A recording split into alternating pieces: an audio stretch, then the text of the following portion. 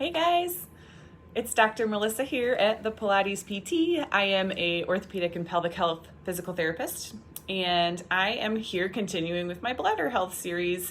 Hopefully you guys have watched the other videos I've made. There have been 6 tips so far. I have 10 total plus a bonus. So today is number 7, and today is all about water. So I want you to make sure that you're drinking plenty of water because your bladder really likes water.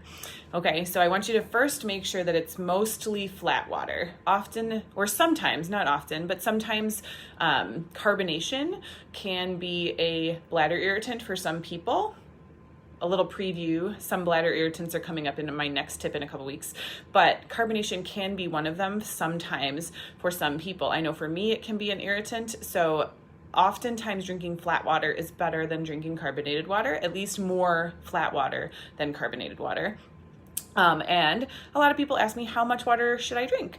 Well, I usually tell my patients, if you take your body weight and then take half of that and make that ounces of fluid every day. So say you're 150 pounds, you would want to drink about 75 ounces of water or fluid every day, and at least 2/3 of that number should be water, preferably flat water. So 2/3 of 75 would be 50. So right around 50 ounces of water for that person would be probably a good amount of water. A lot of times people will hear 8 glasses of water a day or something like that, which is around 64 ounces, which is pretty similar. So something around that. And what I want you to think about is if you're not quite drinking that much water, if maybe you're one of those people that's like, yeah, Melissa, I only get like 1 glass or 2 glasses a day in.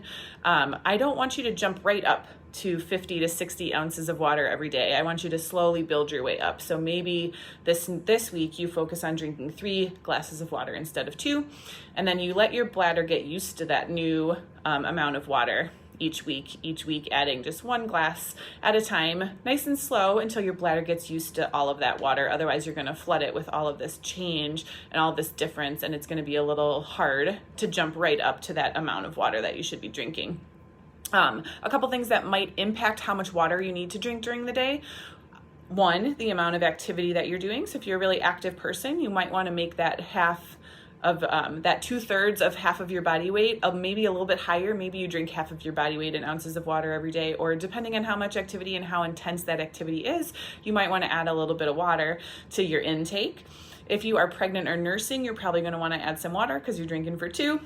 And then on hot and humid days, you often want to add a little bit of water on those days as well. And this last thing I want to tell you is that don't let your bladder fool you. Your bladder really likes water. So when you are often having, or if you're having a lot of frequency going to the bathroom very often, you feel like you're going to the bathroom very often, you're having a lot of urgency, a lot of people will tend to stop drinking as much water as they had been drinking, thinking that will help their bladder issues. Well, what I'm here to tell you is that your bladder actually really likes water. So if your urine is dehydrated, it actually irritates the inner lining of your bladder, and it tends to make urgency and frequency even worse because now your bladder is irritated.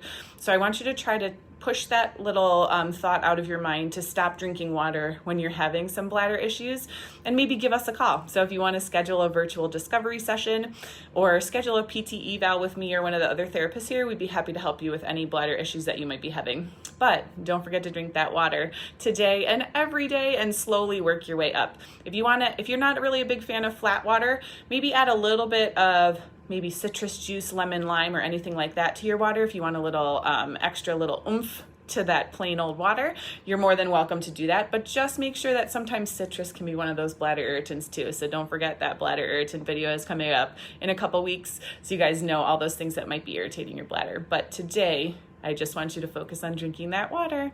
See you guys next time. Have a great day.